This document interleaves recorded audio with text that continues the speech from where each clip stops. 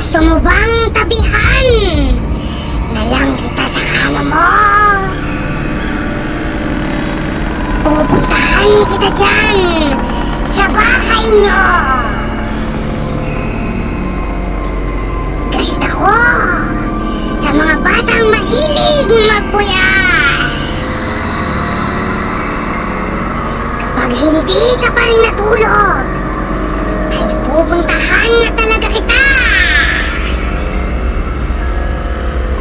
Babantayan kita hanggang sa makatulog ka, bata. Gusto mo ng ganon? Sumagot ka. Kapag nalaman ko na hindi ka pa rin natutulog, ay pupunta na talaga ako dyan. Matulog ka na, bata. Huwag matigas ang ulo. Papunta na ako. Bibilang ako. Kailangan pagdating ng 10 ay tulog ka na.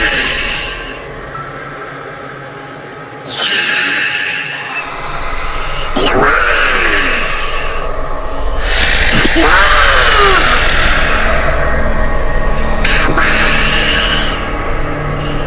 4, 5,